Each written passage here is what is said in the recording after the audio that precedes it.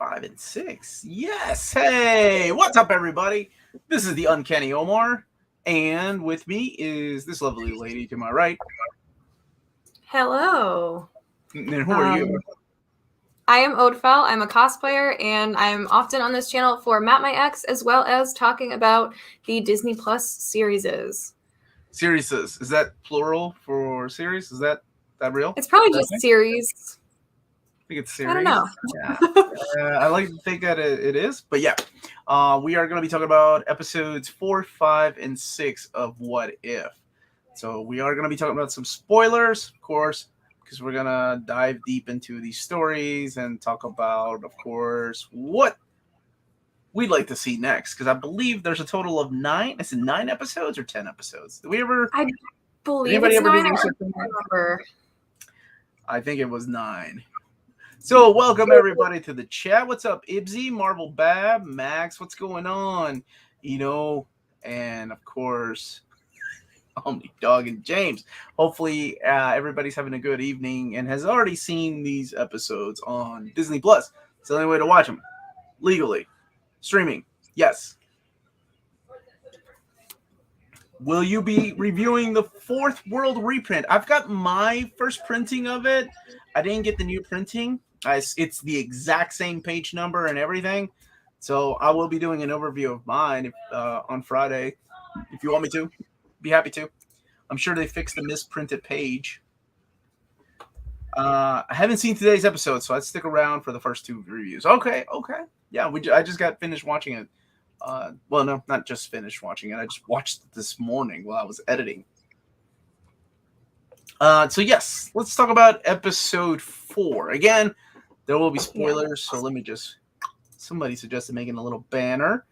So let me just make in What If episode 4 spoilers. There we go. I'm trying to think back far enough to which one episode 4 was right now. Is that the Doctor Strange one, right? Episode 4 is called What If Doctor Strange loses his heart. Yes. Okay. So, I was like, there's been so many good ones that I'm trying to remember what order they came out. I will say before we get started talking in depth about these, that these 3 have been better than the first 3, for me at least. I think the 3rd episode is still my favorite, but out of these 3, we'll see. Yes, so What If episode 4 is focusing on Doctor Strange. So Doctor Strange losing his heart instead of the use of his hands. And this one drives, like, it heavily implies that you have had to watch Doctor Strange the movie to get this one. Because if you had not seen the Doctor Strange movie, you were just going to see a guy that just keeps dying over and over again and keeps losing the love of his life over and over again. So Benedict Cumberbatch is back, as well as Rachel McAdams, to do the voices of their 2 characters that they played in the movie. I don't know. I know Benedict Wong did the voice, Benedict Wong did the voice of Wong. I don't know if did they get Tilda Swinton back? Swinton? Not Swinton. I'm looking at that right now because I'm not sure if that was her voice or not. Yes, it was her. Holy crap, they got her back? Okay. Well, good for them. That's awesome. At least according to Google, it was her. So yeah.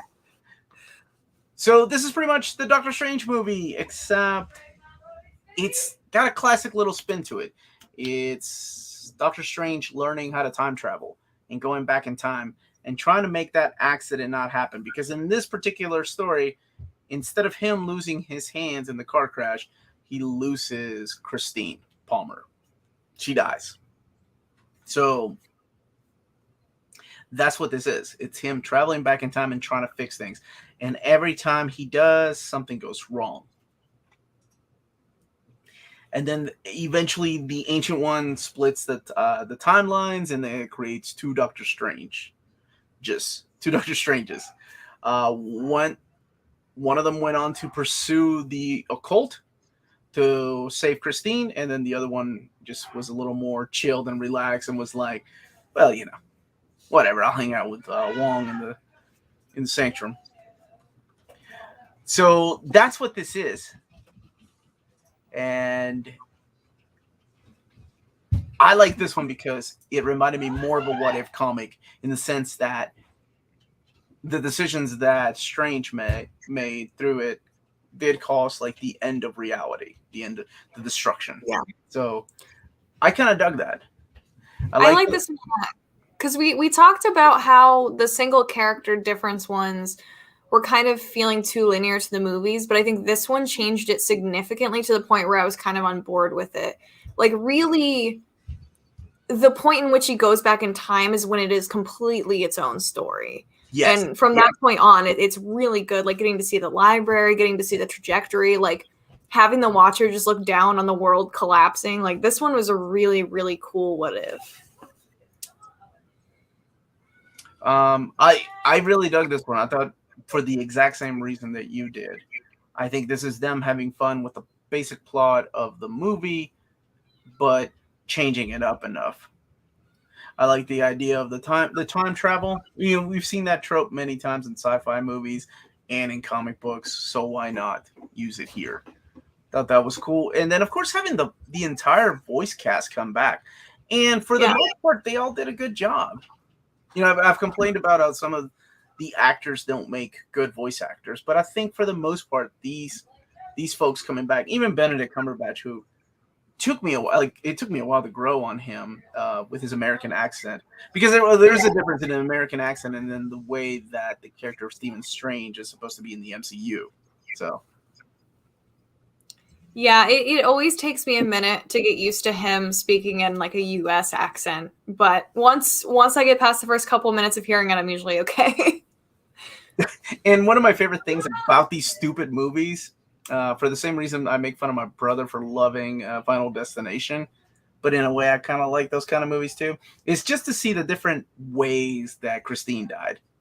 Right? Mm-hmm. Whether it's like the truck crashing on them, getting shot, or like the tire blowing out while they're driving. I love seeing just the different alternate ways that she dies in a weird, twisted way. That's the way I am. It reminded me, did you ever watch Supernatural? No, I never did. There's an episode where it's very Groundhog Day-esque like that, where one of the characters just keeps dying and they get stupider and stupider and stupider as they keep fixing all the like awful ways that he dies, to the point where he's just like slipping in the shower and stuff. Mm-hmm. And that's kind of what it escalated and reminded me of. Like, as he was taking all the serious ones out, it started getting like more and more strange and creative the way she was dying. Mm-hmm. And it reminded me a lot of that episode of Supernatural in a good way, because I like that episode. So okay, yeah, I'm glad you brought Groundhog Day back up, because that's the way it kind of felt like. But it's him controlling time, going back in time and trying to fix things, to try to make things right. So that's what this episode was. And out of 10, what would you rate this particular episode with Doctor Strange? Probably like an 8. It was strong. It was really strong, but there's definitely ones I like more than this one. So I'm going to say like an 8, but maybe a little bit higher, because I really like Doctor Strange. So I really like... this one was fun.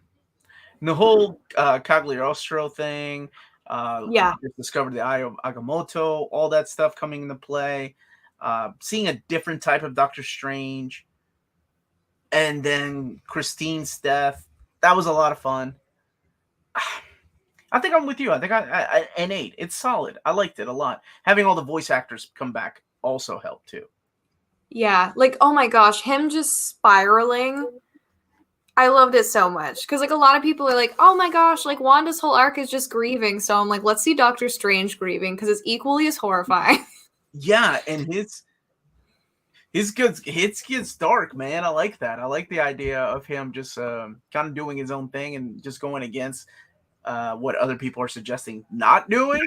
That was nice. That was a nice thing. Doctor Strange becomes a hungry hippo in this episode. What did you guys think out of this? Oh man, really liked it. He gave it a 10 out of 10, 8-ish for Marvel Bab, 9 for Max. That's a strong rating.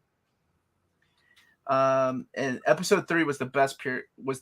I really enjoyed episode 3. I thought it was fun. Episode 3 was really good. I thought it was a good take on the characters. Sugar Man's here, that's right.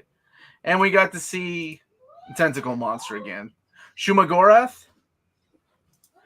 I remember being a bigger fan of the Shumagorath in the Marvel vs. Capcom video game, Street Fighter video game, than I was in the comics.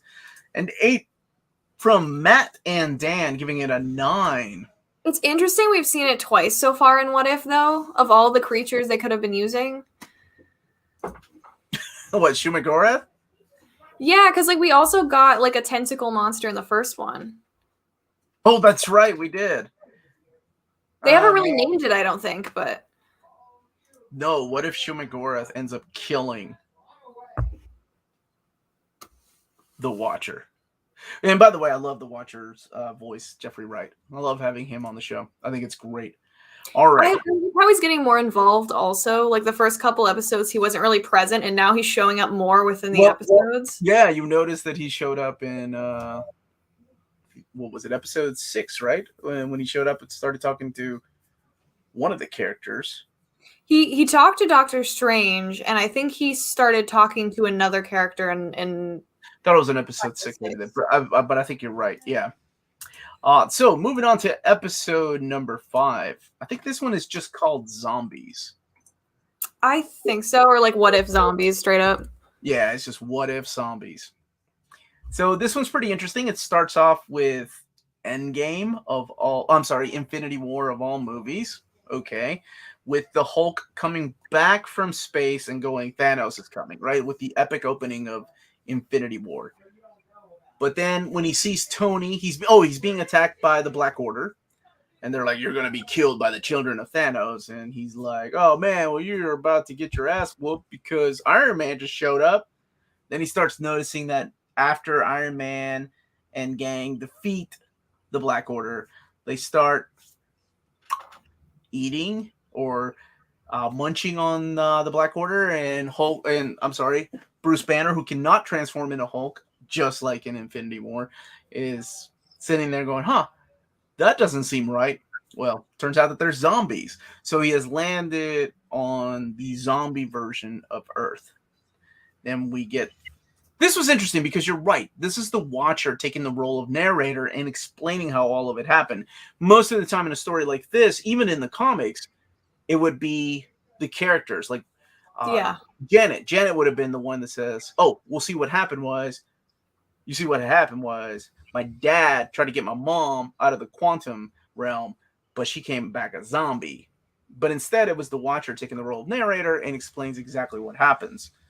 So and that's pretty much it. It was really neat, and I think the roster they had of like the survivors was a very interesting team composition too. Like this episode surprised me because I don't really like zombies. I don't really like zombie plots. But this episode floored me. I thought it was phenomenally written. The pacing was great on this one because the pacing on some of these has cut off in weird places. But this one was great, and I would like to see them potentially do a part 2 in like a season 2 or later in this season.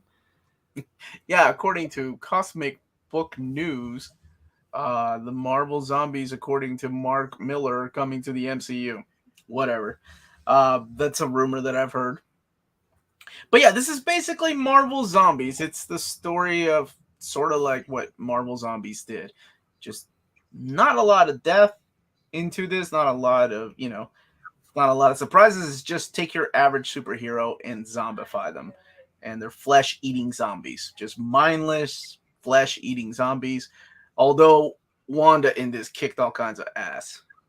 Yeah, and it seems interesting, too, because they seem to have retained some of their memories with some of the reactions to characters that they're going against. So it was kind of interesting because I didn't expect them to keep their superpowers or to keep some of their memories because I've also never read Marvel Zombies because I'm just not a zombie person. So for me, I was just like, whoa. Like Hank coming out of nowhere, I was like, oh God. That was cool when he turned Captain America. I will say that I really like Janet in this. And I kind of wish...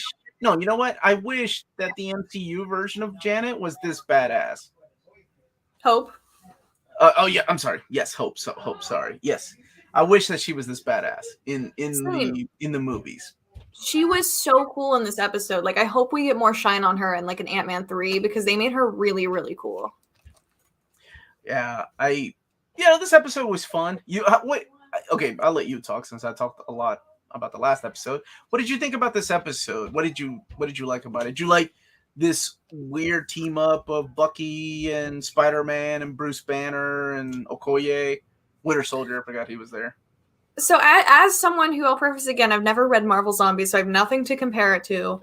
I liked it, and it was much better than the bar I had put for it because I just don't like zombies, so I had a very low bar of liking it, and I ended up coming out loving it. I thought the characters they used as the zombies were good catalysts for the living team to have interactions with, like Bucky versus Zombie Cap, where he's like, this is the end of the line, and like having Vision feeding people or to Wanda. And, I thought it was very interesting how they kind of had everything play out. And I think they left it open enough they could do another episode, but closed enough it was really good pacing and a satisfying ending. This one just, honestly, it was a lot better than I expected it to be. I wanted to like this one a lot more. I wanted to like this one a lot more. I really thought this one they would have a lot more fun with and just go crazy with. But instead, I feel like they played it safe. I did like the team, though. I did like this weird team of, like we mentioned earlier, and I forgot what's her name was in there. Not Mockingbird, but Agent. Carter. Yes, she was there. So she was part of that. And again, I go back to not every actor is a good voice actor. In this episode, but the kid that they got casted is Peter Parker, and I think he did a pretty good job. I really liked the Spider-Man in this, and it didn't feel like Tom Holland's Spider-Man whatsoever. No, but I did really like it. Yeah, to me, this feels like I don't know. I wanted more. This kind of felt more like going back to. I like how dark it was at first when he shows up, and I kind of wanted more than that. But then we get to the plot, like the big reveal, and then we just get your average run-of-the-mill type of survival horror story, even with the quirky little Scott Lang, head. Talking and making all these dad jokes in the cape, Doctor Strange's cape.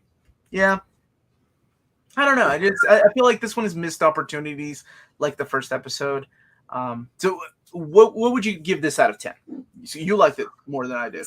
For me, probably like an 8.5 or a 9. Wow, you liked it that much. That's awesome. Good for you. Yeah, like it's really hard for me to weigh like this one and the previous one because they're very different style stories, but I think they're both very strong. So maybe like an 8.5 because I don't think it was that much better than the Doctor Strange one, but I liked it a lot more than I expected. Okay. I don't know. To me, this one feels I probably like a 6 out of 10. I thought it was better than the first episode, but it's on par with that kind of storytelling. They didn't really take chances with this one. It was just, what if these type of characters just happen to be running around in a zombie universe? I wanted a little bit more. Mainly because that last episode was really good, episode 4. I really enjoyed that one. And it seems like with that one, they took a lot of chances. I think episodes 3 and 4 might be my favorites from bias, but I think the fact the zombie one won me over and I don't like zombies, I'll rate it a little higher. And that's completely cool. I'm just going through here. Matt really loved it. He gave it a 10. Immortal Ibsy gives it a 9 again. Marble Bab gave it a 5. Dan gave it a 7. An 8. 7.5. 7.5 could have been darker. Maybe it did, my brother said it didn't know what it wanted to be. Like, that's the way he rated it. Like, whether, and I can kind of see that. Like, going into it, and like, is it dark? Is it supposed to be funny? Is it quirky? I don't know. Dude who bit Thanos, how come he became a zombie? I'm still very, like, generally the tone of the show, I'm not sure what it wants to be, because some episodes show quite a bit of violence, and then other ones have quite a bit of cutaways of violence. I So thought I'm about still trying to figure out what tone they're going for. You know, I thought about that too, like the tone of the story. So that takes us to episode 6. So let's talk about episode 6. So again, spoilers for those of you that haven't seen it. It came out today, so we do want to warn you all. Just again, one more time, give you some time to watch it. You can always come back and watch and leave the comments below, especially if you're watching this later. So episode 6. This is the what if Killmonger had saved Tony Stark. So again, riding heavy on the fact that you have seen Iron Man 1 and you know who Killmonger is, including his theme, which I love. I love his theme. It's so easy. But it's so dark. I love it. So yeah, it's Tony Stark starting off. I believe it's in Afghanistan. So where the very first movie took off. And same thing happens. They get attacked. However, this time he gets rescued instead of getting kidnapped, he gets rescued by a guy named Killmonger, which happens to be his code name. So, by the way, before we go deep into this one, the voice actor of Tony Stark, awesome. I think he captured Robert Downey Jr.'s portrayal of Tony Stark. So I thought he did a really good job. Do you know, is it the guy who did Earth's Mightiest Heroes? Because it sounded like the guy who did that, but I haven't had time to check and see. I didn't watch that. It was pretty solid. I just finished watching it. I've been working my way through the Marvel cartoons. But it sounds very similar because that guy had like a very Robert Downey style Iron Man. Huh. Okay. I haven't seen that show. I heard it was really good though. Yeah. So this one's really interesting. I will say I like this one a lot. So you had Jeffrey Wright again come back as the Watcher, Michael B. Jordan coming back as Killmonger, who killed it. And then you had Angela Bassett, the goddess Bassett, coming back as Queen Ramonda. And I don't know who did Iron Man's voice. I'll have to look it up. I know Don Cheadle is definitely Rhodey's voice. Jon Favreau coming back as Happy Hogan. And of course the late Chadwick Boseman as T'Challa, Black Panther. So this is it. I mean, it's a pretty basic plot for this one. It's the idea that Killmonger rescued Tony Stark, and together they take off to America, and he kind of becomes Tony Stark's bodyguard / like influencer to try to do different things with the Stark technology. And one of the I love the part where he was like,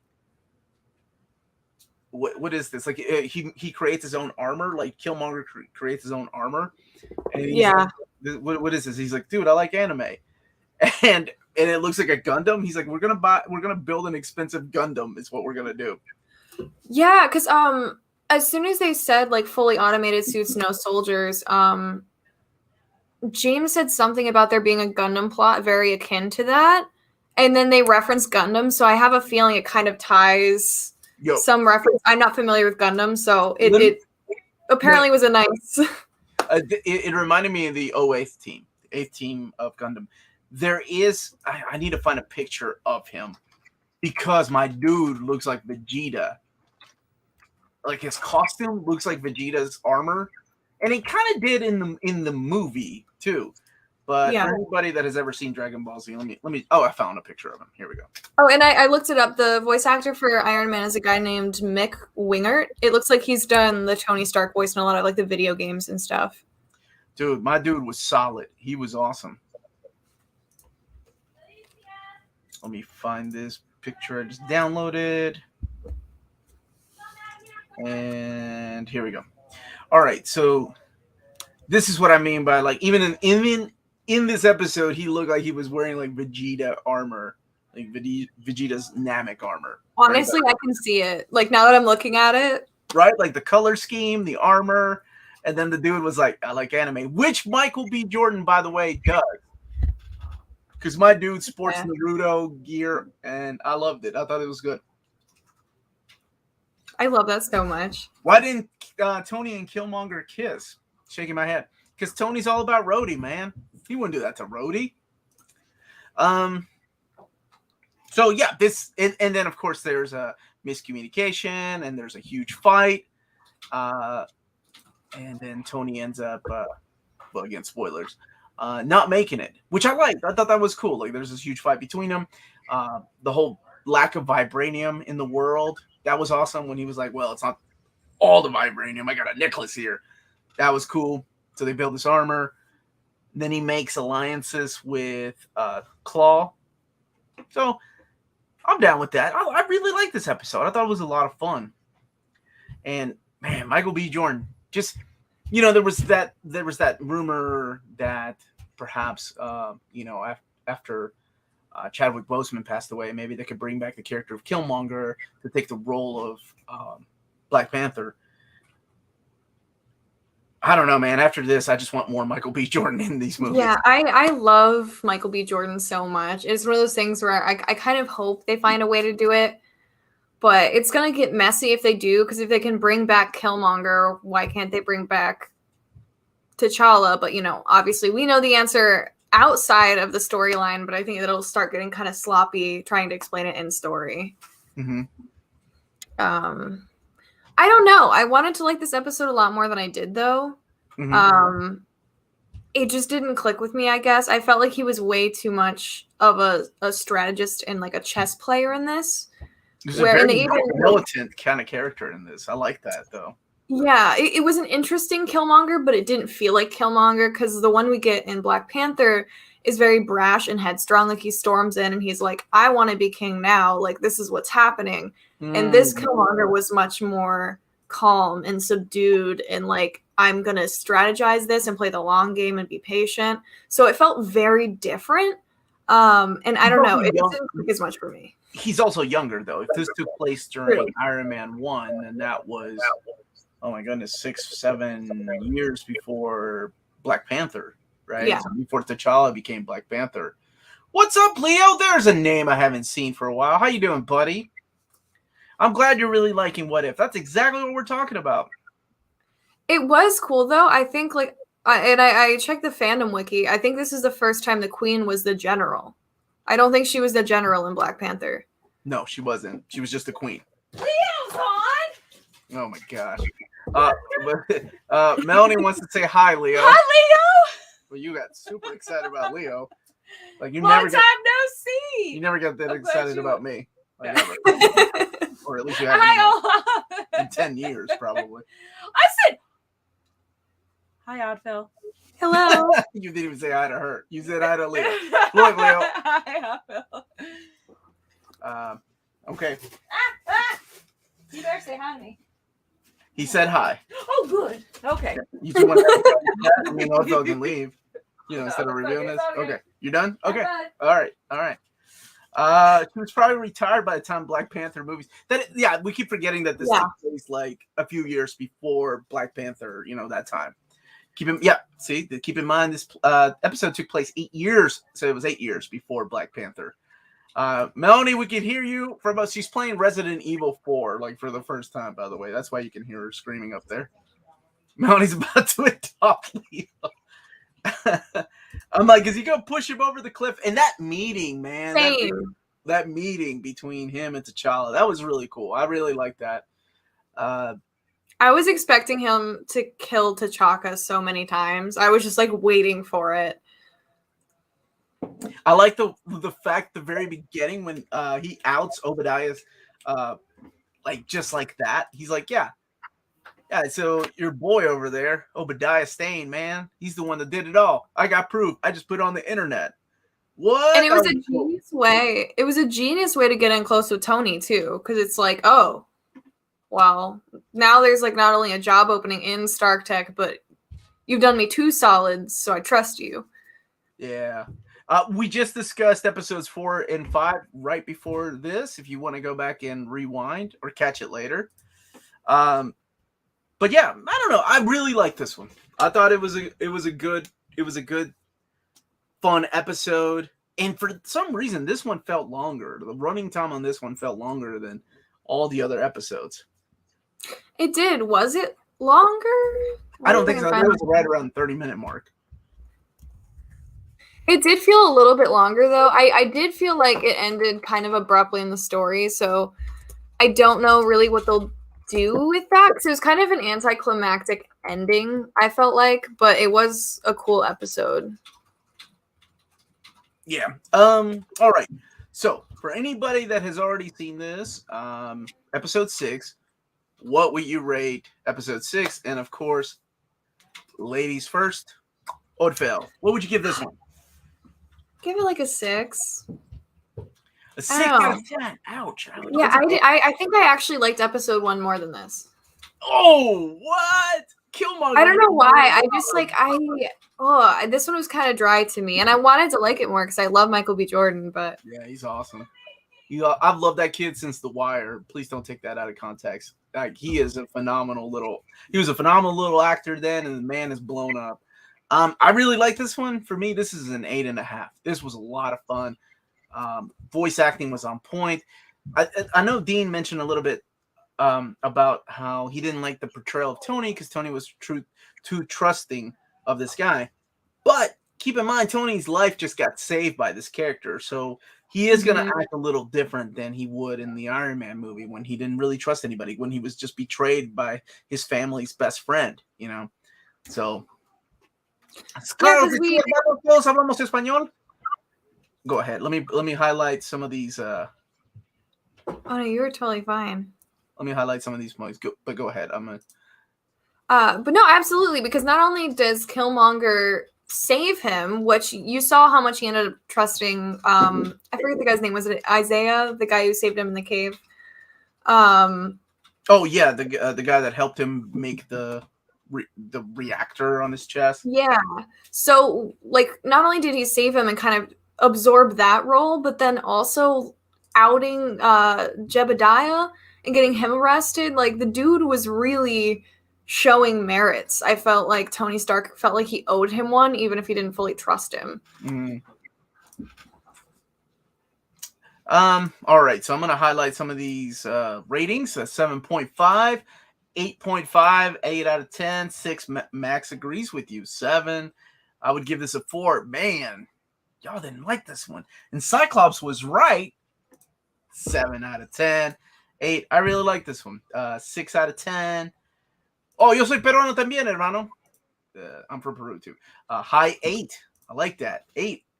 Yeah, baby. 10 out of 10. I like that, man. 5 out of 10. Steven was not a fan of this one. 5 out of 10 because Tony Stark was out of character and Killmonger was too up. It was the weakest episode beside the wasted T'Challa so easily. They wasted T'Challa so easily. I don't know about the weakest. I really think the weakest to me is still the first episode. Like, the first episode was just, whoo. It just... That to me was just bare bones, like, hey, let's change it to a girl captain. That's it. I still hate the Hydra Stomper. I'm still very upset about it. I'm still upset about the Hydra Stomper. I'm like, let Peggy be her own superhero. She doesn't need a giant iron sidekick. Yeah, but for this one, I don't know. I dug this one. It spoke to me, and it kind of gave me a lot of hope for what's to come. And I really don't know what's to come. I like the idea that they're not releasing the names of the episodes until they are out streaming. 10 out of 10. It's amazing. I can only guess based on the pops they released. And I think at this point, they're holding a lot of the pops back because I think of all the ones I've seen now, they're episodes we've had except the Gamora Titan armor. I think that's the only one left that we have a vague idea about. I'm going to send Peggy after.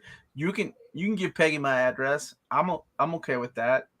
I liked Captain Carter. I think that episode could have been better, but I'm very excited about Captain Carter. This is interesting. Everyone in this latest episode was made to act like idiots in order to make Killmonger look credible.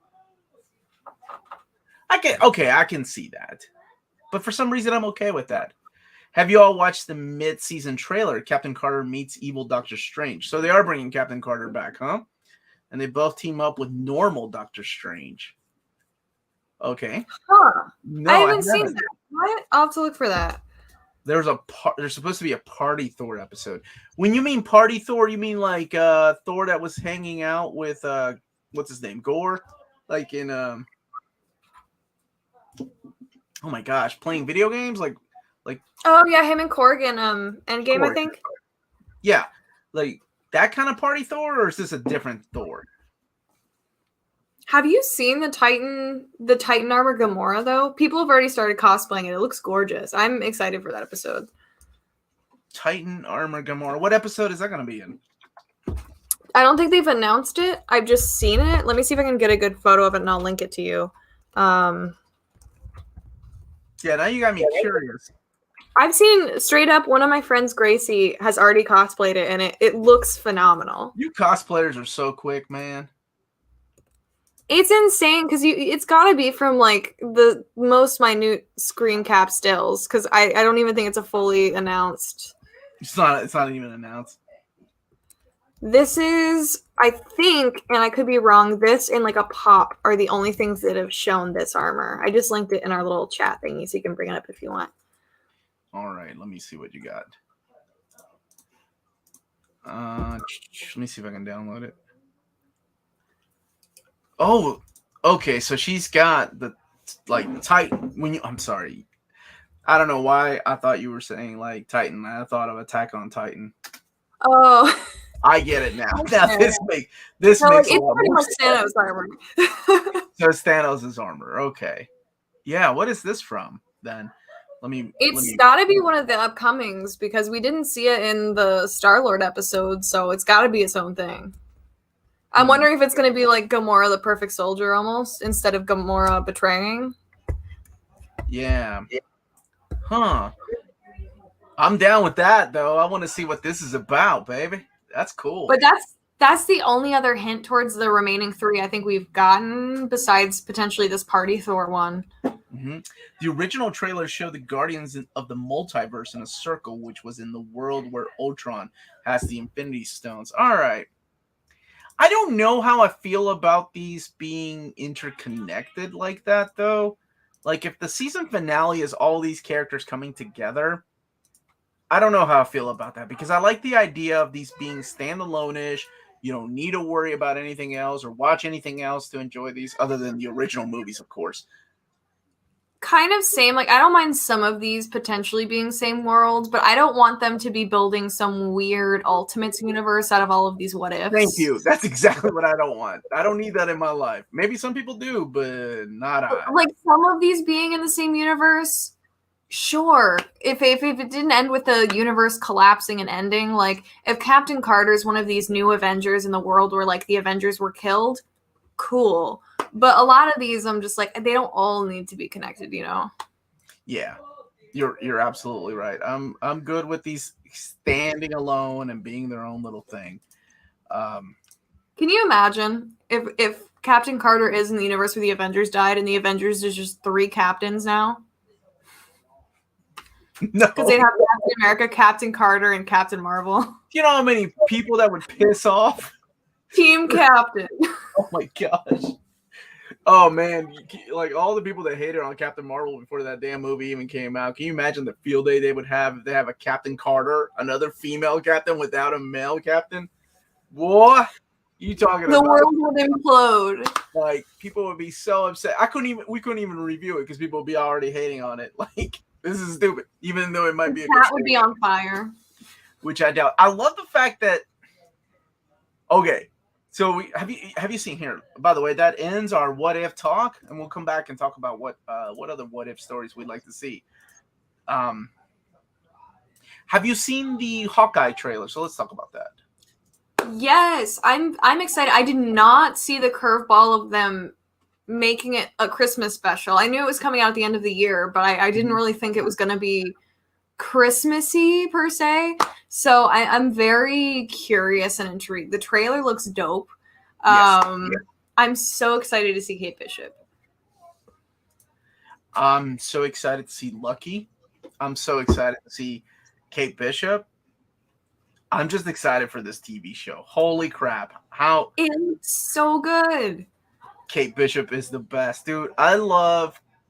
So I know people love Matt Fraction's run, right? Like, dude, you seen that Hawkeye, bro? Right, bro? I know people love Matt Fraction's run. But I love Kelly Thompson's run. When she takes over the book after he left, I thought it was just as good, if not better. And I know people, that's not a very popular opinion. But damn, I cannot wait for this series. Like, it looks so cool. anytime Kelly Thompson takes over a book, I'm excited. So honestly, like, I'm also right there with you. Yeah. I'm also intrigued. So first of all, the dog who plays Lucky has his own Instagram account, and it's adorable. People have been sharing photos of this This perfect is what puppy. happens when I don't keep up with social media. Okay, continue.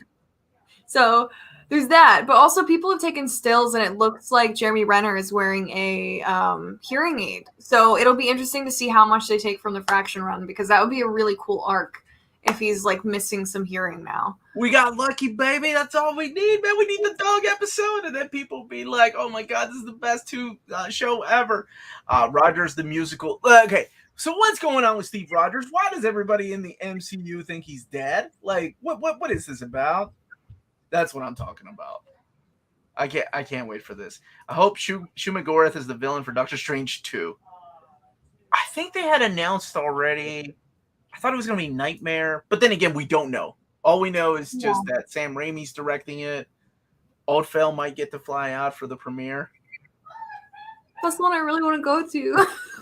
Doctor Strange 2? You want to go to Spider? Dude. The one I want for myself, I really want to go to Doctor Strange. That's the one I'm most excited about in all of Phase 4. Mm-hmm. So, but I've seen, they keep dropping concept art, and I don't know where it's leaking from, but there was art of Jericho and Clea that dropped. Whether or not it's for Doctor Strange 2 or not is up in the air, but that would be cool too, to have them kind of alongside Strange. I'm okay with that. Strange seems to be a bigger movie than when it first started.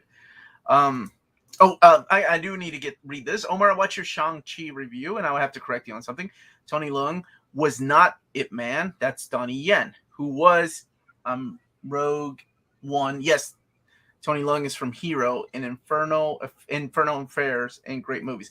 Okay, I think I just said he wasn't Ip Man, but you're right. Donnie Yen does play Ip Man. And thank you for correcting me if I did misspeak. Thank you. Have you seen Stargirl? I haven't watched a CW show since I left for college because I didn't have the channel anymore. So I'm woefully behind. I think the last thing I saw was like season 3 of Arrow. Okay, first of all, I haven't seen a CW show since I went off to college too. 20 years ago. That's a rad statue, though. What? Dude, I love to buy shoujo statues. Like these are my weakness. These are my weakness. I love to buy shoujo statues. Like I have the Phoenix one, and I love it. Like here, hold on. The fire base is gorgeous. Show me, because I haven't picked up the new one. I'll answer a question while you're picking that up. I reset my show list to do MCU themed videos, so all my Phoenix stuff isn't right here like it usually is. I haven't picked that one up because I have Dark Phoenix from the original run, and I want to get regular Phoenix from that run. I thought about getting Green Phoenix just because I don't really have much of Green Phoenix, but her facial expression and her hands weren't as interesting, so I ended up getting this one. Yeah. Because her hands are kind of like down. But this looks like glass. Like straight up, it's plastic, but it's gorgeous. I may have to get the... So I have the Dark Phoenix already, so I got to get the Phoenix. I wish they dropped White Phoenix in this one. So to answer your question, Leo, she's doing okay, man. She's got about 5 weeks left, I think, if I'm timing that right. And yeah, I think she's got about 5 weeks left, brother. Welcome to the Near Mint Shopping Channel. The last CW show I watched was Arrow seasons 1 through 3. Maybe Hawkeye will get me to pick up archery again. Man, did archery like end for you after watching Arrow? Listen, Arrow season 3 was rough. That's when I quit too. Yeah, I stopped it. I think Arrow season 3. I watched first season of Flash, and then I watched the Crisis on Infinite Earths. Amanda and I reviewed a couple of the episodes, if not the whole thing. I can't remember. And yeah, that was enough for me. But the Stargirl, by the way, it's not like the CW. Like, to me, it felt different. I really liked Stargirl. I thought it was a lot of fun. I thought it had a lot of heart. Jeff Johns plays a big role in it because I might have to watch it. That's his sister, right? Like, that's Courtney, his sister, who died in a plane crash before he started writing comics, and that's who the character is based on. So it means a lot to him. As a matter of fact, episode 1 had an Easter egg of the girl, the actress playing Stargirl, Courtney, and his sister like photoshopped in a photograph together in a frame. I thought that was really sweet. That's really sweet. I love that. Yeah. So I thought it was good. Joel McHale yes, he is. I can't reveal who he is, but yes, he is a character in there. What's the best brand for X-Men statues? I don't want to buy a bad one. Man, depends on your money, right? XM or Prime Studios, like those are big dogs and they're expensive as hell. I like small boys, so I've really been happy with my Kotobukiyas. And they have two different price range ones. They have their like normal ones, and then they have their premiere ones. Mm-hmm. I ordered an Iron Studios one, but it still doesn't come in. It was supposed to be in like June, but Iron Studios. Well, I don't know what that looks like yet. Hopefully good. I got the 90s Gene one. I know they're reprinting like some of the Venom and Carnage from the Kotobukiya in their PVC statues, but I remember when those came out, they were like $50, and now they're reprinting them at $100. So they might be premiere now, because I know they went back and they did a new Captain Marvel, and like mine is the normal one where the paint job's not as detailed, and the new Captain Marvel they did, she has like the longer hair and like it's shaded, it's all hand painted, so they might be switching to the like premiere grade with it. Yeah. Iron Studios has been making those 1/10 scales. Woo! That's what I collect, is a 1/10. Am I the only one who was annoyed by the Christmas song in the Hawkeye trailer? I know it's a Disney Plus show, but still, it was chosen poorly. It should have been something more serious and darker. I was okay with it, considering the time that it's going to premiere. Yeah, sure, why not? I feel like they're really pitching this as kind of like a Christmas special, between being like in what looks like Rockefeller Plaza and stuff. I feel like they're really trying to let you know this is going to be December, Christmas themes. Yeah. So the early reaction for Venom 2 is good, huh? Yeah, some people apparently are already getting like early access into theaters to see it. Are you going to go? Do you get invited to those too? I don't know. I got invited to the Suicide Squad ones, but I haven't seen anything come through about Venom yet. If I get it and it's one that's close to me, I might, but I don't see myself flying out anywhere anytime soon. So, because I think for Suicide Squad, they did it in a couple states across the country for the early view. Oh, that's cool. If they do that, then that would be cool, especially if it's something close to you. Then you don't have to fly far away. This is Marvel's Turbo Man, Jingle All the Way. I can see that, yeah. Master Kung Fu Epic Collection Volume 1 reprint. I don't know about that, man. I think they did like a stealth restock of Volume 2 recently, because they didn't get that. We just got some Epic Collection for Shang-Chi in the store like last week. I didn't check what number it was, though. So they reprinted something. Yeah, I think it was 1. I'm looking forward for Midnight Mass. That's from Mike Flanagan, and it's coming from Netflix next week on Friday. I'll have to check that out, buddy. All right. Apparently, the post-credits scene might be crazy. Tom Hardy's saying to people, please don't spoil it. Yeah. Crazy how? Like, where do you go besides Carnage with Venom, right? Where can this go? Oh, my God. I'm wondering if it's going to be a tie-in. What if it's Tom Holland? Yeah, that's kind of where I'm like, the way they're strategically dropping everything, I'm wondering if they're going to be like, yes, MCU. I'm good with that. I want a Fantastic Forecast. Me too, brother. Yeah, I was thinking, like, where do you go? Scream? Toxin? Is there anybody else that gets us excited? King in Black? Like, one of the symbiotes? Like, who else would get you excited? But I'm thinking Tom Holland. Yeah, man, me too. If Tom Holland, if that's what they're hinting at, that's cool. What if it's Topher Grace for best Venom? Stop. I think like they're gonna have to introduce a lot more symbiotes or a lot more borderline MCU characters before they can do Null. Because if it's just like just Venom versus Null, that's gonna be boring. Well, dude, I mean, I hope they don't. But look what happened whenever they did that with Green Lantern, right? Like they introduced the Parallax in the first Green Lantern movie. The Parallax, which is almost the epitome of all this evil, right? Like what the Lantern Corps stands for against. And oh my God. Anyway, that could have been so good. Maybe at the end he gets snapped and we learn that this all took place a couple years back. That would be cool. Tying it all in, I like that. Maybe it's the beginning of That a would actually be really cool. I kind of like that, Colin. Yeah. Woody Harrelson is a national treasure. I love his casting as Cassidy. I love Woody Harrelson. I'm sure he's going to play a phenomenal Cletus Cassidy. But it's just not the choice I would have gone with. I think I would have gone with somebody younger. And not that there's anything wrong with casting an old actor. And I'm sure 90% of his acting is going to be nothing but CG anyway. But I don't know. I just thought like maybe somebody a little bit younger. Because, I mean, Harrison's got to be pushing 60 if he's not already 60. Yeah. I'm intrigued, though. It's kind of a weird choice, I think, too. But I'm very, very intrigued to see how he plays it. I did not like the first movie. Amanda and I went to go see the movie, and we did not like it at all. But apparently we were like the only ones because people love the movie. Like people really like the first movie. I just didn't know. Much like what it wanted to be. Was it a comedy? Was it a superhero? Was it a horror movie? What is this? How are normal people going to react? I remember thinking that too because we went to see it early, and I said I don't know how people that don't read comics that just go see superhero movies are gonna think like what they're gonna think about this. I don't think they're gonna dig it. And man, I was wrong. People loved it. Like people thought it was fun. People thought it was funny. What did you think of Venom, the very first one? I've never seen it. I still need to see it. What?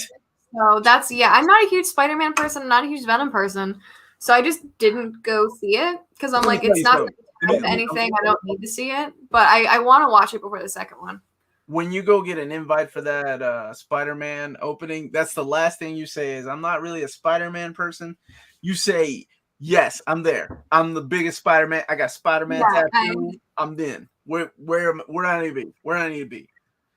He was cast before the sequel was even green lit. I still can't believe how much the first Venom.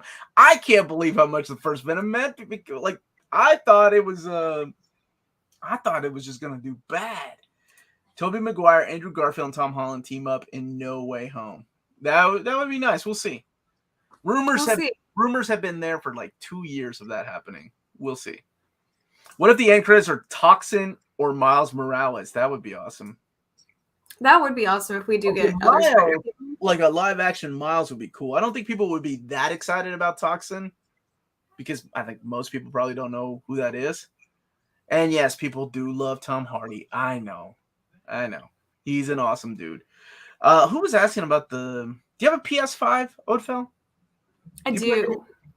You do? Okay. So you're I'm still working through PS4 Spider-Man. I'm like halfway in. I'm so bad at keeping up with video games, but I do enjoy them.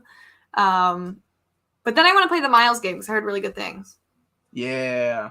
I need that PS5, man. I saw that Wolverine little preview, and I thought, well, maybe I need a PS5. That looks really cool. I was really hyped for Midnight Suns because I'm a huge, huge Magic fan. And, Magic. I was just out. Magic Ileana? Yes. She was on the roster. Have you cosplayed as Ileana? You've cosplayed as Ileana, right? Yeah. She was my first Marvel costume. Way back. I need to remake it. But I was super excited when I saw her. And then they released the combat trailer, and it's like one of those card-based combat games, and I was so mad. So, I don't know. I'll probably still end up buying it, but I'm super salty. I'm sorry. Omar, what are your feelings on the retcon of one of the most hated Spider-Man stories as a result of Nick Spencer's run? I haven't finished reading it. I've been reading them in trade. I think there's one more trade available coming out here in the next couple of months. I'm excited to read it, but if you're hinting at, there's only two really most hated stories out of JMS's run, and that is, I'm assuming you're talking about JMS, Since Past or One More Day, and I'd be happy with either one. Probably more so Since Past because I hated that story. Like that was almost like a spit to the fans, like on their faces of Gwen Stacy. But one more day will make a lot of people happy. That's interesting. I haven't read it, so don't say anything else. Don't spoil it. Have you read it? I won't spoil it. No, but I've heard people talking about it in the shop. Again, I don't really read Spider-Man much, but when I learned about the thing that they retconned a couple years ago, I was like, I hate this. It's the worst thing I've ever heard, and they should just never speak of it again. So the fact that they retconned it, I was like, love that. Okay. That's all I was saying. I can't wait to see it. All right. It's amazing how much the cover of the hand guide to the Marvel Universe 89 update reflects the current MCU. You have US Agent, Venom, and White Vision. Awesome. Have you seen the photos circulating for Priest's Deathstroke omnibus? Looks pretty good, but I can't trust how legit it is until I hear from you. Oh, thanks, man. I think that was shared by, was it the artist? Like on Twitter, usually they get stuff from DC pretty early. Either the artists or the writers. Sometimes they don't. It looks like a thick boy, though. That's going to be a thick book, man. Omar, you got... I hope that spoiler was not seen. I hope that spoiler was seen. That boy Steve. What? Wasn't. Okay, good save. Omar should get a share of the money on DC Omnibus sold. Thanks. So that's what I thought. It was the artist that shared it. Yeah, it looks big. I can't wait. Y'all know, man. I love my Omnis. Thicker than a Snicker, baby. Did you watch WandaVision, Falcon and Winter Soldier, Loki, Black Widow, What If, Shang-Chi? Yes. All of them. All the above. Yes, we did. As a matter of fact, everything was reviewed here on the channel if you want to go back and watch. JMS is similar to James Robinson's serious classics highs and some of the worst lows. Oh my God, yeah, you said it. Although Starman is perfect to me. I don't care. Starman never had a low. Love Starman. I thought it was phenomenal, perfect in every way. And it's on my reading list. I've heard really good things. Oh, you should read it. It's so good. You need to get the compendium. The compendium is, I know it's not for everybody, but it's a cheap way to get it. Have you heard about the leaked photos of Andrew Garfield and Spider? I've been hearing about that and Tobey Maguire for years, man. I'm not believing it until I see them in a trailer. And you know what? I don't even want to see them in a trailer. Yeah, I want it to be, if they're going to be in it, I'd rather experience it when I'm watching it than get, I don't know. I'm not huge on leaked photos for the most part because I'm like, I just want to be surprised by things. Yeah, I do too. And sometimes I hate trailers for that. It's probably like the MCU is pretty good. Like they'll straight up Photoshop their trailers. What were the lows with James Robinson? I liked his Scarlet Witch run a lot. All right, so here's the secret, Max. And for anybody that's watching, you know what? James Robinson is like Chris Claremont to me. They get a pass. Chris Claremont, I know. New Excalibur and Excalibur, the second volume of Excalibur, weren't that good. They're actually pretty atrocious. James Robinson did this Cry for Justice miniseries. And you know what? I'm going to leave it at that. And just say, Cry for Justice. You make your own judgment on that. That was kind of a low. Let's see. Omar, do not watch the next No Way Home trailers that contain one of them. Interesting. Okay. Oh, yes. And at this moment, just please reminding everybody to hit that like button for that YouTube algorithm. Doesn't screw us anymore. That's right. 92. Wow, I love these countdown, guys. It's like most people count down for Christmas. Most people count down for Halloween or birthdays. I love that you all count down for the new movies. You got 92 days till Spider-Man No Way Home. I can't believe December is that close. I don't even think about it as Christmas time, which holy crap it is. 50 days till Eternals. And I assume based on how well Shang-Chi did, Eternals will have a theatrical release then. Probably.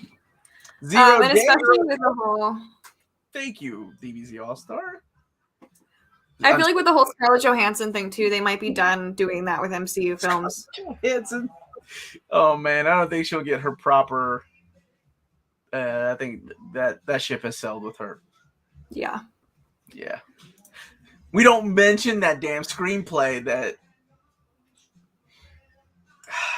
Sean Connery was so stressed out rewriting that stupid movie and recutting it that he retired from making movies after League. I'm using No Way Home as a motivation to bang out all my exams for the semester. That's my perfect Christmas present. That's right, baby. You do that. That's right. Because of Shang-Chi, Legend of the Ten Rings was successful. Eternals is staying where it is. Am I a big Star Wars fan? I'm a Star Wars fan. I'm not a big Star Wars fan, I guess. I like the movies. I like a lot of the comics. I mean, I haven't flown out to, I don't even know what that Disney park is called. That has Galaxy's Edge. That's it. Thank you. See, but I love it. I mean, I do love Star Wars. The very first movie I remember seeing as a kid with my dad was Return of the Jedi. So it means a lot to me. So I think Return of the Jedi would probably be my favorite movie. The movie was the only good. League of Extraordinary Gentlemen. No one got sexually assaulted by Hyde. Only Sean Connery, according to Sean Connery's old interviews. I want She-Hulk and Secret Invasion release date. That's right. We don't have those yet. We don't have a Miss Marvel release date yet either, do we? Mm-mm. No. And I thought Miss Marvel was supposed to be this year, but I'm thinking it's got to be 2022 now. Yeah. Because I thought it was supposed to be before Hawkeye. I thought it was end of this year. Yeah, I thought it was end of this year as well. Because I thought it was either before or right after Hawkeye. But if Hawkeye's December, yeah, it's got to be like January, February, probably. Omar, list this in order of best to least. Something is killing the children. Gideon Falls, Once and Future. I'm debating on buying them. All right. Ødfel can play. She's also a comic reader. Have you read any of these? I have not. Okay. I don't read horror books, and I don't know about Once and Future, but I've heard Something is Killing the Children is extremely strong. Almost everyone who's come through and bought it has said nothing but good things. Gideon Falls, I've heard it's over, right? I'm pretty sure everyone talks about it being a mini. Yeah, I think I don't know if the last trade is out yet. It's going to be a 2-volume hardcover, but I don't think the last trade paperback is out yet. I'd probably wait to see if they collect it in like one of the thick ones, just because I think it is a mini. Mm-hmm. But I don't know almost anything about Once and Future, but I can say Something is Killing the Children. I've heard nothing but positive reviews on. So, man, this is a tough one then. From best to least, and this is just my honest opinion. I think you've got it just the way you typed it out. Something is Killing Children was one of my favorite reads in 2020. Volume 1, it starts off strong and it stays strong. Gideon Falls has a slow start, but I got hooked with Volume 2, so I'm sure as hell going to get the hardcover.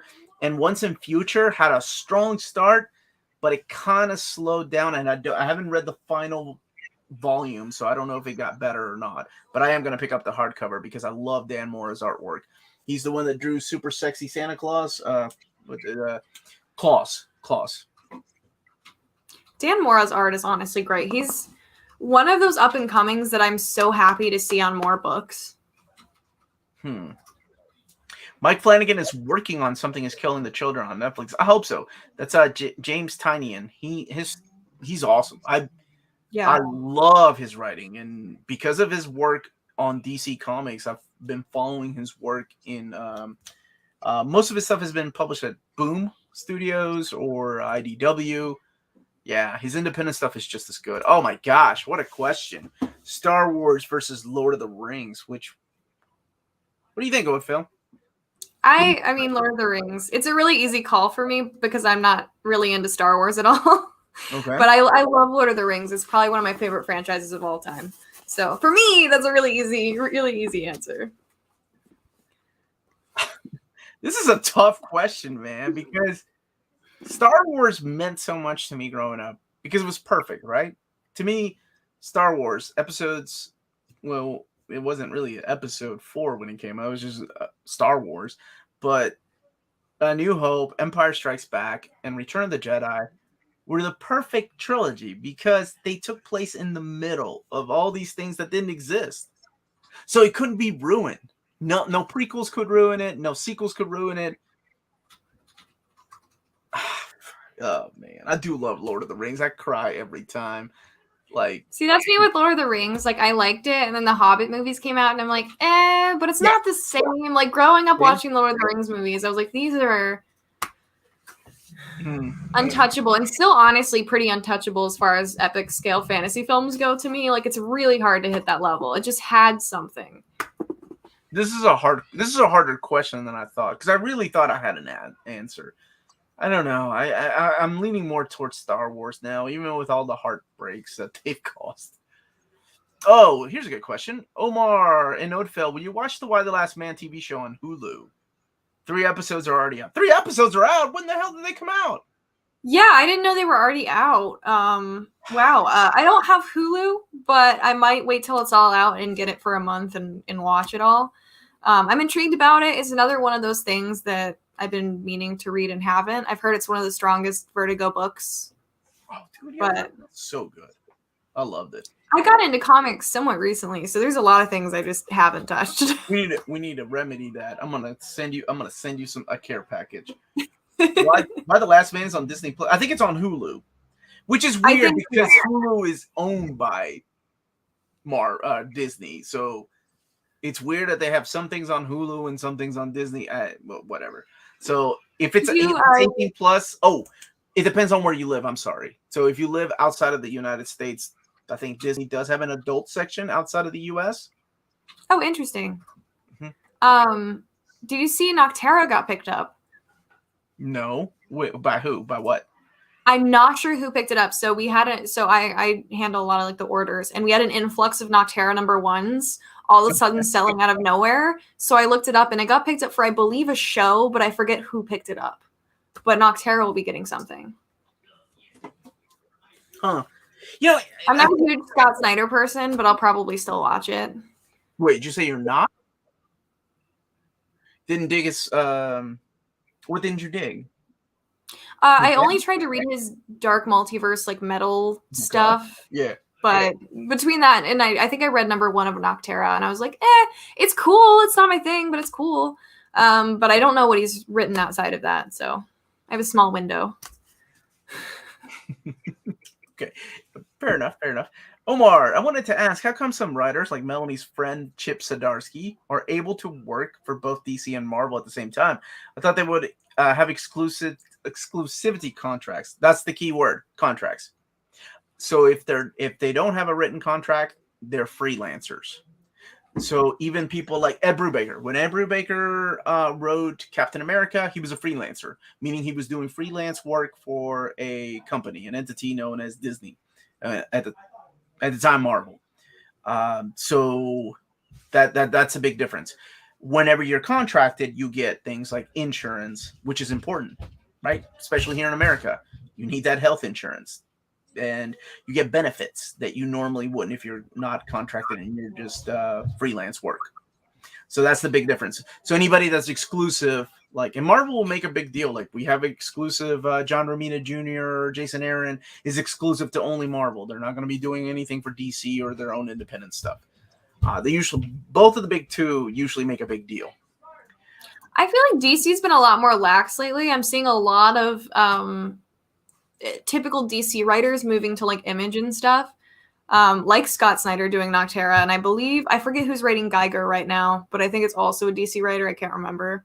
But there's been a handful. Jeff Johns? I think I can't remember, but there's been a handful of like independent ones pop up that I'm like, oh, okay. I think DC just, how do I put it, messed up a lot and messed up with their creators a lot. So I will say that. Omar, do you recommend Planetary from Vertigo? Yes, even though I realize Warren Ellis is being accused of a lot of stuff, and you can look up for yourself because I don't exactly know what he's being accused of. I can't keep up. Planetary is phenomenal. You got artwork in there by John Cassidy, and it's one of the best things written by. I don't Yeah, no, it was. You're right. It was Wildstorm, but it's I think part of the Black Label line. But yeah, 100%. It's freaking awesome. Oh man, I wish David Gabriel worked for DC Collected Editions department. That would be nice. We need to clone him. Not a Snyder person, excuse me, while I take my like back. To be fair, I haven't read a lot. I've only read his Dark Knight's Metal, but it just felt kind of gratuitous to me. Yeah, you went all the way to the end. You need to go to seriously start off with Black Mirror. Black Mirror is like one of the best Batman stories. Okay. And it's not even it's not Bruce Wayne. It's during Dick Grayson's run as Batman. Ooh, okay. So, and I did read. Did he do Deceased? Because Deceased was pretty solid. No, that's Tom Taylor. Tom Taylor, which okay, another great. There's a bunch of DC minis at the same time, so I'm like trying to keep track of who. They do. What? I am not. That wasn't a jab at DC. I just said they made some people upset. Some of their creators upset is all. And they did. I mean, it was a lot of them took it public because of the way that, but it wasn't just creators. It was the people working in their departments. They lost. Oh my goodness. AT&T just fired a bunch of people. Tom Taylor gave us Gabby, so Tom Taylor's good with me. That's right. Honey Badger for life, baby. Snyder's awesome. Batman Who Laughs, best creation ever. Yeah, people seem to love that character. All the King Robins and all that. Yeah. It's very popular. Like I read it and it was a really cool take. It wasn't my thing, but I get why a lot of people like it. And the design for the Batman Who Laughs is killer. It looks awesome. I would start with Black Mirror and then at least check out Court of Owls. I think it's a great place. Court of Owls is on my reading list. I've heard phenomenal things about that. So I'll check out those two. Because I don't read much DC anymore. I used to read a lot, but they don't put out the characters that I like. So I've just been woefully behind. So they don't put out Cyclops? Well, they don't have a Birds of Prey book anymore. Birds of Prey and Green Arrow were the two that I kept up with for DC, and now there's neither. So I'm kind of like, well, I saw a cover for Batgirls, and it has both Cassandra Cain and Stephanie Brown on the cover. So I don't know what that is. I just saw the cover. I got really excited. I think somebody shared it on Twitter, and I don't know how to work Twitter, so I don't know if it's legit. Fair.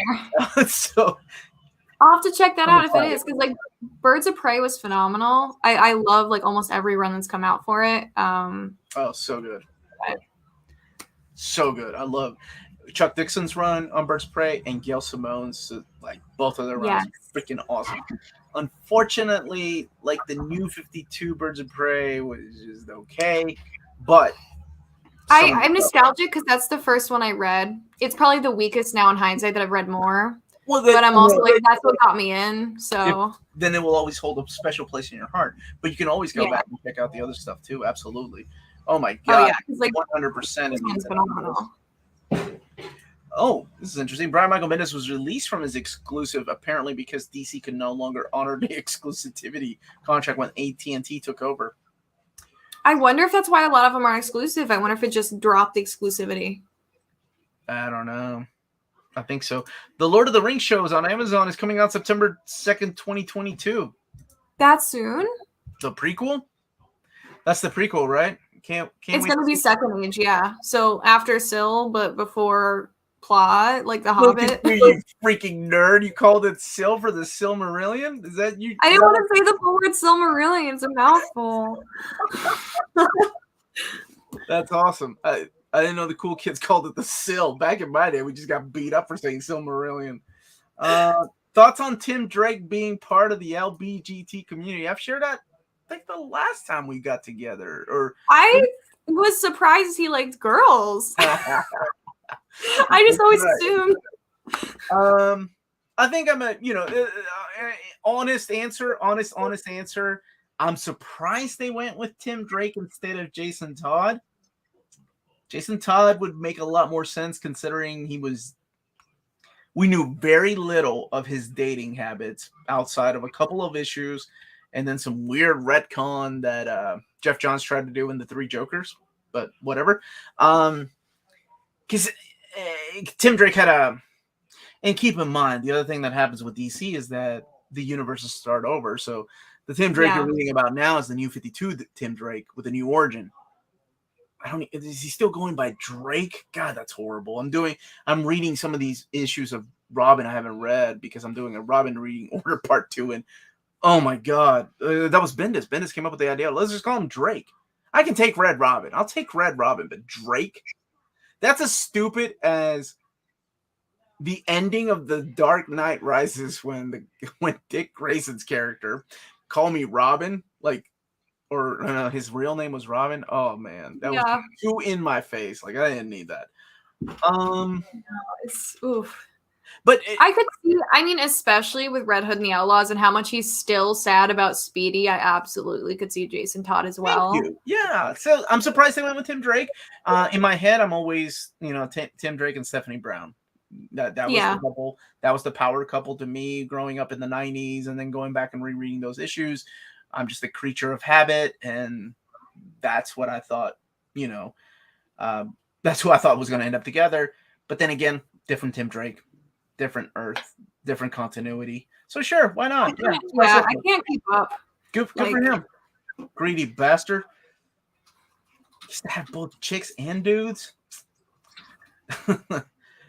Don't give them ideas, Omar. I'm not for or against it myself. Just surprised that they did that out of nowhere. I think somebody in the comment section, I can't remember who it was, and I wish I could give them credit, but they talked about how DC doesn't know how to handle bisexual characters. No, they really don't. Instead of making them bisexual, what they do is they just make them gay and say, yeah, they were bisexual the whole time. When they don't have an understanding of what bisexuality is. Or they make them polyamorous and call it bisexual, because they did that with Harley in her first series when they first made her bi. Like, she was dating Ivy and she was dating a guy, and I'm like, this isn't the same thing. These are two different things. So sorry, I'm laughing at Hayden's comment. I thought he always wanted to bang Connor. Yeah, so that's what I'm saying. Why not Jason Todd? That would have made the most sense. So whatever. It's canon now, so despite of how we feel about it or how they did it, it's all continuity now. I'm just excited. Make new characters. See, the problem with making new characters is that they try, right? Like they have tried to make new characters, and sometimes they work and sometimes they don't. But I understand this philosophy too, because I've been reading comics for 35 years. I understand why not make new characters? But the thing with new characters is that they don't stick. Example, what are the last 2 characters that are successful, groundbreaking characters that were created in the last 10 years? And without, even in a way, Miles Morales is kind of cheating because he's part of the Spider-Man. And Miss Marvel, Kamala, is kind of cheating because she's part of the Marvel lore. Yeah, most of the new ones that have stuck have all been legacy. I really can't name any. Punchline was a fad. I almost never see Punchline, and it's only been a year. Oh, that's so sad. And see, Max, same thing. I feel like a little bit of cheating. You got a clone of a clone of a clone. Clone of a clone of a clone. Yeah. Clone of a clone. Clone of a clone. And Jonathan, who's Superman's kid. So, I don't know. I feel like it's so hard to make new characters because of that. Popularity doesn't seem to stick, which is probably what these publishers see. So then they're like, well, okay, we can't make new characters because nobody really likes new characters. They're sticking to the old characters. So yeah, Moon Girl has potential, but then again, a little bit of Moon Boy, but that's okay. Completely different. She's not a caveman. She's actually a smart little girl. And my daughter actually likes her. Because Batwoman existed, but when they breathed new life into her, I think she was a success because they really made her different. I heard she's in main universe now. I've only read her side stories where she's not main universe, but oh, see, there's my girl, Cassandra Cain, and I'll even fight to admit that she's kind of just Batgirl. But she was so unique. I love that character. Yeah. She was awesome. It's a double-edged sword. Absolutely, it's a double-edged sword. I'm with that. And then we'll take a couple more comments and call it a night. Tim Drake has been hinted at being bisexual for years, with him really pinning for Connor after he died in Infinite Crisis, and then dating his ex-girlfriend to feel closer to him. Man,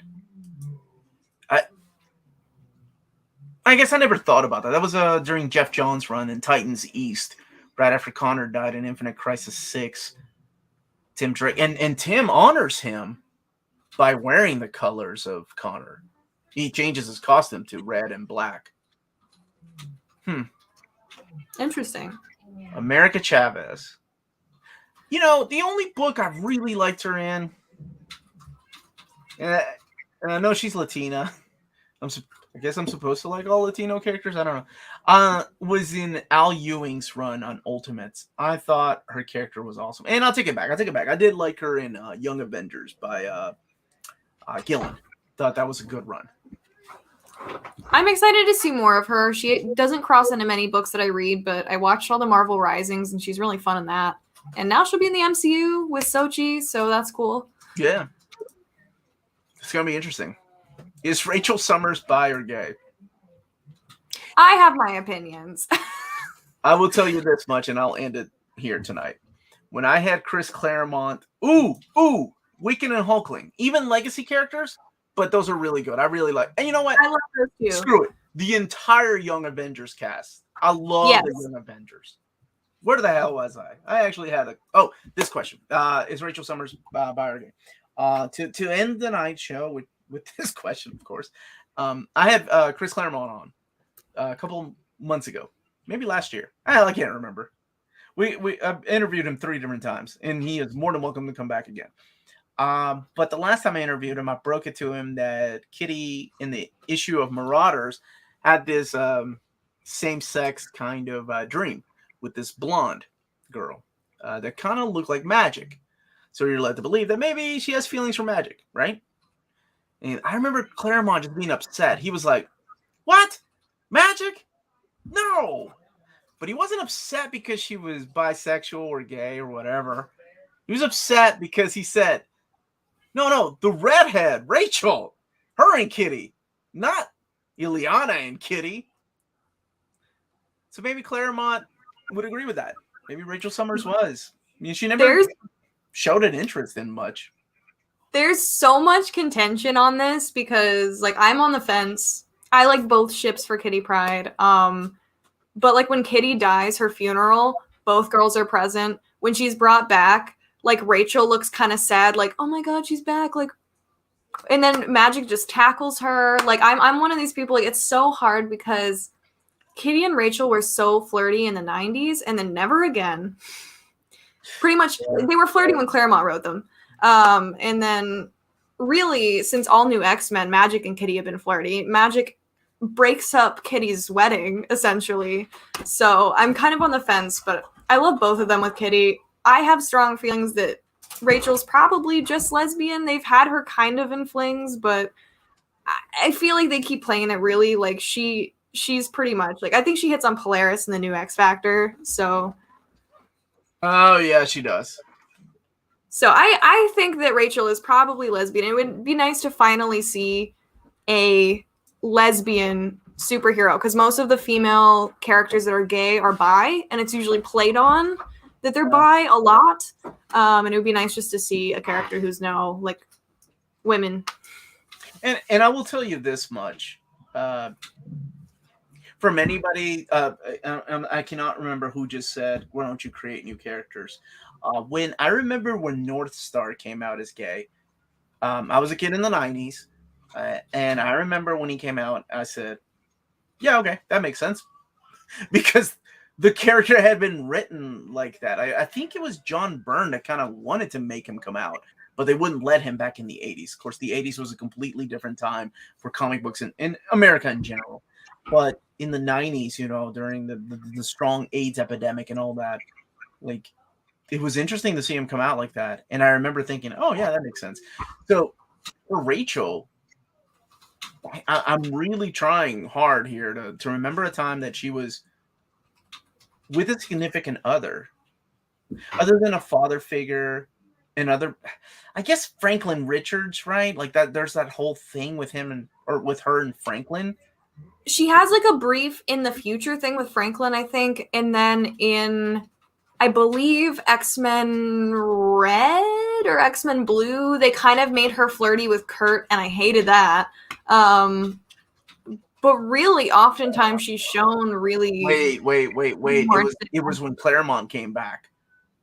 It was when Claremont came back to reload it. You're right. Her and Kurt were kind of flirting with each other, which was, I don't know. That's a good question. We'll come back and tackle that the next time. Yeah, there's very few not I think by representation women. Like, I can name maybe 2 off the top of my head, as opposed to a plethora of bi women in comics. So I'm rooting for it, but we'll see. This is a harder question to answer than the damn, what's it called? Star Wars versus Lord of the Rings, man. But thank you all for joining us tonight. Don't forget to hit that like button. Subscribe to the channel. For some reason, you're hanging out with us tonight and not subscribed. Ødfel, where can people find you when you're not hanging out with me? Yeah, so I am on Instagram, Facebook, Twitter, TikTok, pretty much every platform, even on YouTube, with this username, Ødfel. On Twitter, it is a 0 because someone already had my username before I made my account. So just make sure 0 on Twitter, O everywhere else. And I do mostly cosplay content, and YouTube, it's like statue unboxings and comics. So make sure to check it out. There you go. Everyone, thank you all so much for watching. Check out our Patreon, our spread shop, and tune in every day. There's an episode. So stay healthy, stay safe out there, and we will be back maybe for Why the Last Man. I guess we should have talked about that. Or what's the next thing? What If episode 7 through 9. We have the last 3 What Ifs, and then is Hawkeye the next show? Do we have one in between? Yeah, we got Hawkeye the next show, I believe. Yeah. We'll come back. We'll see you guys. We'll catch you guys on our social media. Let you all know when we're coming back. So everybody stay healthy and safe out there. And please hit that like button on the way out.